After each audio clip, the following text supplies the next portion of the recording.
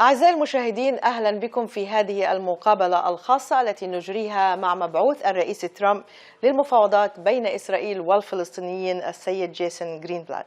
Mr. Greenblatt, thank you very much for this interview. Thank you for hosting me.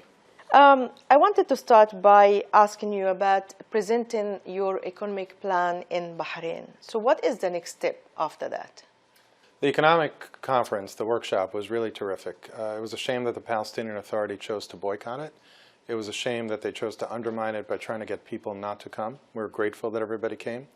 And the next step is really to take comments from everybody, including, we hope, the Palestinian Authority. We want to develop the economic plan so that when we're ready to release the political plan, it'll be as close to finish as possible. So the Israelis and the Palestinians and the region can see the many benefits that they can get out of not only the political part of the agreement, but the economic part of the agreement. One of the important points that I want to stress is that this was not meant to be an economic peace. This was not meant to buy off the Palestinians. It was not meant to bribe the Palestinians. What it was meant to do is drive home the point that there is no political agreement that could be successful without a very strong economic plan. So the days and weeks and months after a peace agreement is hopefully achieved, the Palestinian people can have success. But similarly, we understand that the Palestinians are not interested in an economic peace. There is no economic peace without a political plan and a political agreement. As you said, that both the economic and the political plans will go hand in hand. Does that mean that you're not going to implement the economic vision before you announce the political plan and being endorsed and agreed by the parties? Yes, that's correct. These are very significant sums of money. Jared Kushner and a very skilled team from the U.S. government put forth this $50 billion plan to help Palestinians, Jordanians, Egyptians, and the Lebanese. But none of it will work unless there's a political plan that both sides, the Israelis and the Palestinians, agree to. Without a political agreement, this economic plan will not move forward. Because this wasn't clear. Everybody focused on the economic plan, and as you know, it has very negative quotation because the Israelis always say, let's have an economic peace instead of having a political solution, and this is why people rejected it. I think that people manipulated our answers. I didn't hear much on the Israeli side about an economic peace in connection with the Bahrain workshop. I've heard before that some people felt that there could be an economic peace. I think everybody understands today there is no such thing as economic peace that satisfies the Palestinians, and that's okay. But no matter how many times we say economic plus political, political plus economic, there are spoilers out there who are saying that this is nothing other than a bribe to the Palestinians. So I want to reiterate for your audience, we understand there is no economic peace alone, but we also want to drive home the point there is no political peace without making sure the Palestinian lives are improved economically. In your document, you did not mention the word occupation, which many people are concerned about. Do you consider the West Bank and East Jerusalem as occupied? I don't use the word occupied, I use the word disputed. And if you look at Resolution 242, there are different interpretations of it, but I think it's pretty clear that to the extent there is a division of the land, it's going to have to be a division that's agreed to by the parties. But no, I don't use the word occupied, ever. But the international community, international resolutions, they always call the West Bank and Gaza and East Jerusalem as occupied land. So you disagree with that? Yeah, we have a difference of opinion. We think that a settlement needs to be done between the two sides. We think that the international community, including the United States, can help the two sides reach a resolution.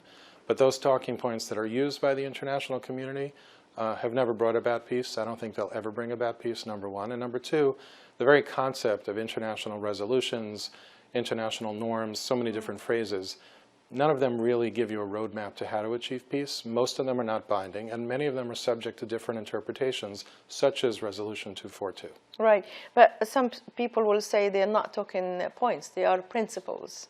And therefore, this is the premise for any negotiation. You have to accept that Israel is the only military occupation that exists in the 21st century. I think there's a difference between controlling of land that has to be negotiated if a settlement is going to be achieved, and the security needs of Israel. Unfortunately, since Israel's formation, it has been subject to attack both by armies and terrorism, and Israel has no choice but to secure the area. What we're developing, I hope, will bring security and freedom and safety for everybody. if the two parties are willing to engage and reach an agreement that works. But to the United States of America, under President Trump, Israel's security is first and foremost. We've learned the lessons of the past. Israel is in a tough neighborhood. We will not ask Israel to take an already dangerous situation that it has for its state and make it less secure. However, we think we've developed something that will keep Israel secure and also give the Palestinians something incredible. But the Palestinian Authority has to be willing to come to the table with an open mind. The Israelis do too, but the Israelis have signaled that they're willing to come to the table with an open mind, read the plan, figure out does it make sense for Israel, and we want the Palestinians to do the same. We don't pretend that this is something that both sides will agree to right away. We don't pretend that it's going to address everybody's concerns. But we think we've found a solution that the tremendous benefits that could be achieved from the plan we have developed far outweigh the compromises that need to be made. You've been quoted in an interview at the Jerusalem Post. You endorsed Ambassador Friedman's statement that Israel has the right to annex territories in the West Bank. Can you elaborate on that? What do you mean? So Ambassador Friedman did not use the word annex. I don't know what the New York Times headline was. They might have used the word annex. He was very careful in how he chose his words. I don't have them on me. I don't want to reinterpret Ambassador Friedman's words, but I'd recommend you look at his exact quote that was in the article, and exactly what he said is what I endorse. You know, President Abbas has offered you to look into 6-7 border, two-state solution, East Jerusalem as a capital. Would you consider this as a beginning to start talking with the Palestinian Authority? From day one, what we told the Palestinian Authority, this is throughout 2017 when they were talking to us, that we are not going to get hung up on individual deal points. We're going to take a plan and we're going to present it to both sides, and then we want both sides to react to the entire plan that isn't just 3 words here, 2 words here. We want them to see the entire context of everything. It is roughly now a 60-page plan plus exhibits. So I think it is unhelpful to use those phrases and say, for President Abbas to say, for example, I will come back to the table if you tell me 1, 2, and 3. Our response is simply, we're going to give you a plan. We're going to give the Prime Minister of Israel a plan. We'd like you to read it entirely and then come back to us with your comments. Don't make any preconditions just to come back to the table. But you also said that you're willing to open the PLO office in D.C. Under what condition? Is this a way to entice the Palestinians to come to negotiation? I think my words were a little bit taken out of context. What I had said is we could have left the PLO office open, even though technically under the U.S. law we had to close it because of President Abbas's threat to bring Israel to the ICC. However, if the Palestinian Authority was actively engaged in meaningful negotiations towards peace, we could have left it open. Instead, they cut us off, they moved away from peace, and there was no way we could have left it open again. If the Palestinian Authority is willing to come back and negotiate peace, the first thing we will do is look at the law and confirm whether or not we could open it up again. If we can, under the U.S. law, open it up again, I'd be the first person in line to say, let's open it up, because now the PA is willing to negotiate peace. It is a good investment for us to open it up and see if we could achieve an agreement.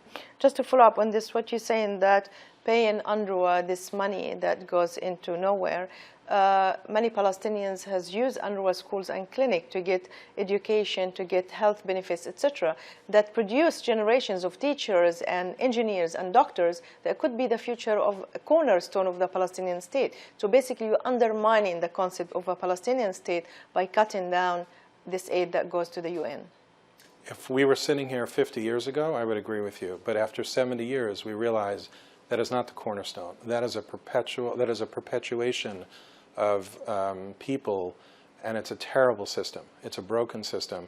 What we want is for Palestinians in those camps to have better lives. Separately, if we could reach a peace agreement, that's terrific. But it is unfair to Palestinians who live in those terrible conditions to be stuck in a system like that. And UNRWA does not help them get to the next stage of their lives. You're right, it gives them health care, it gives them schooling, but we believe they deserve far more than that, even if there's no peace agreement. It is unfair to them that if the peace agreement fails time and time again, for them to be stuck in that terrible situation.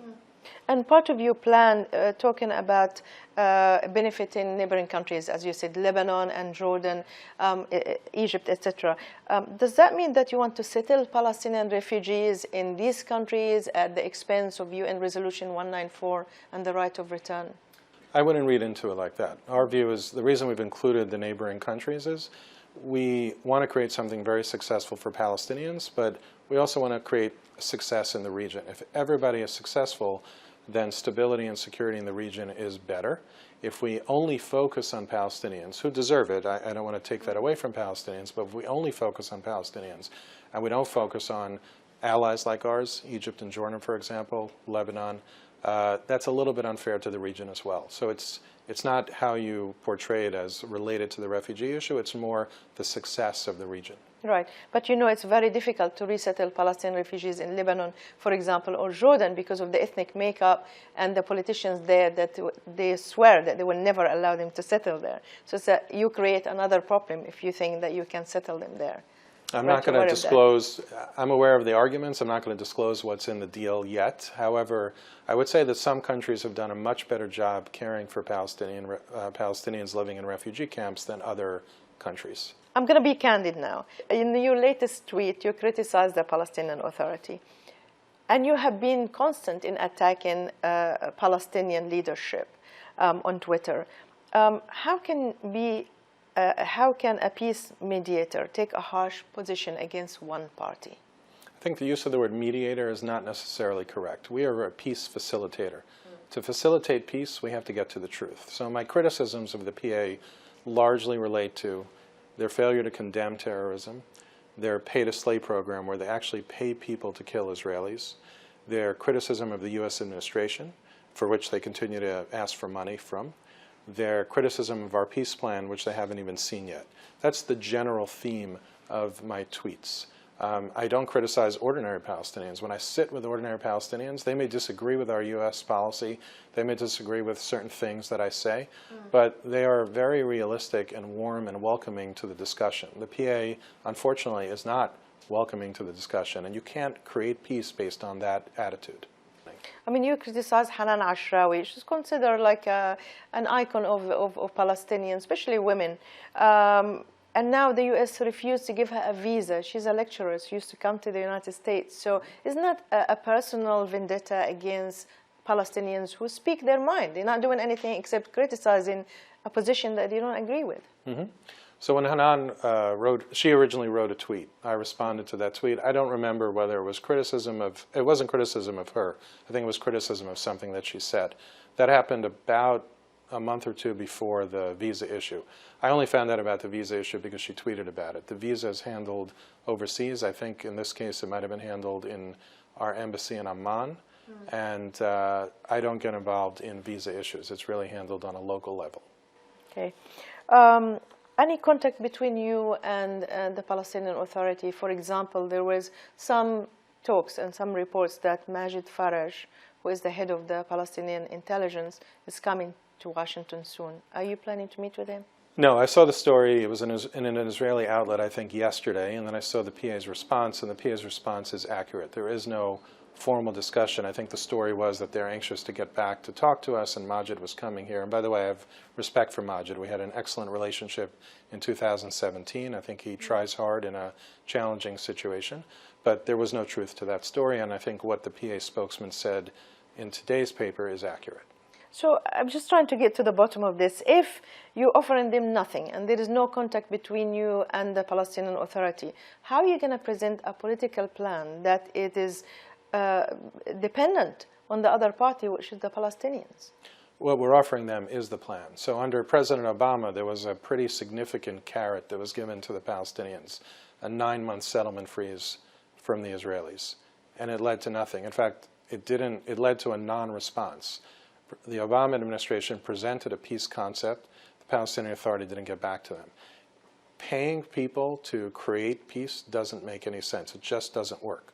What we're offering the Palestinians and the Israelis is a vision that was crafted under President Trump's leadership that we think is realistic, that we think could work, that we think can allow the Palestinians to have incredible lives. They could create something as good as the Israelis have. They're smart, they're industrious, But they have to be willing to take it seriously, make hard decisions, as the Israelis will have to make, and see if they can reach the finish line. That's the carrot. The carrot is the future, not a small payment to come to the table to see if they want a better future. We're offering a better future. You know, some people say you're a lawyer. You didn't have the political or the diplomatic experience.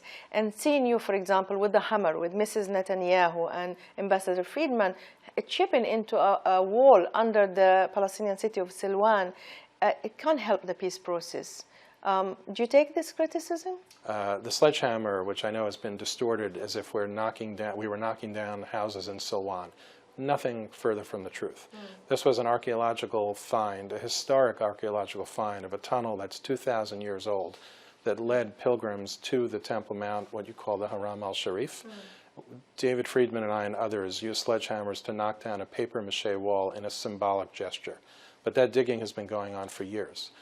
What's significant to me, two things about that event. Number one, the continued distortion, dishonesty, if you will, of some of the Palestinian leadership, including Saeb Erekat and others, to say that we're Judaizing the city or that the tunnel is mythical. The tunnel is real. The history of Jews in Jerusalem is real, no matter what they say. The second important thing that I'd like to talk about, which is very important, if you want to engage, I don't mean you, but Saeb Erekat and others, if you want to engage on tunnels, let's talk about the tunnels that are dug by terrorists, by Hamas in Gaza, under the line so that Hamas can attack Israelis. Let's talk about the tunnels that Hezbollah dug from Lebanon. Those are the things that cause trouble for not only Israel, which of course they're intended to attack Israelis, but those are the things that are causing the most difficult problems in the region and in particular for this conflict. So let's not pretend that this 2,000-year-old archaeological tunnel with an opening and a symbolic gesture of knocking down a papier-mâché wall is anything other than what it was. The real tunnel problem, which Saeb Erekat and the PA never talk about, are the attack tunnels. You know that Gaza is a humanitarian disaster on every level. And there have been many meetings in the White House that trying to deal with that. What can you offer to the Palestinian people? Because it seems that you criticize the leadership, but you wanted to do something for the Palestinian people. So there is an issue of trust. There is a message that's not coming across. Why the Palestinians don't trust you? What is it? What can you tell them? We've held, not just at the White House, we've held meetings all around the world. There's a donor conference that happens twice a year, one at the UN usually in the fall, one in Brussels in the spring. And when I first started going to these conferences, I was incredibly motivated. I said, look at all these diplomats. We're trying to help the people of Gaza. But in the end, it's a lot of talk and no action. That's not because they're not dedicated. It's not because they're not sincere. But we can't implement any of these ideas to help the people of Gaza because of Hamas. We can't put money in only to find out that things don't get built, that things get destroyed because Hamas fires rockets and then Israel has to defend itself. Until Hamas is willing to acknowledge that they have failed their people, that the 2 million Palestinians there are suffering and they will never bring a better future to Palestinians in Gaza, and they're only undermining the entire Palestinian cause, including those in the West Bank, nobody's going to be able to help. I've been in this job 2.5 years. If there was a way to help the Palestinians in Gaza in a meaningful way, I'm not talking about a few dollars here and there, which of course helps put bread on the table tonight, but doesn't help them long term, nobody can help them without figuring out how to handle Hamas and their partner in crime, Palestinian Islamic Jihad. When people recognize that, then not just the United States, but the rest of the world can finally implement these ideas and help the people of Gaza. But also the Israelis have been putting Gaza under blockade. Some people say it's a big jail. I think if the Israelis felt secure, they'd be willing to do something. You talk about concrete. Why do they limit concrete? Because Hamas siphons off the concrete, and instead of using it for hospitals, schools, and buildings and homes, they take it and they build terror tunnels. The things that Israel stops from going into Gaza are stopped because Hamas then uses those materials to create rockets, to create things that end up being used to attack Israel. If we could figure out a solution to that, and I've toured these areas and I've spoken to the Israelis about it, the last thing they want to do is do this, but it's the only way that they can secure themselves. I agree with you. It causes a lot of suffering. But the primary blame is Hamas and Palestinian Islamic Jihad.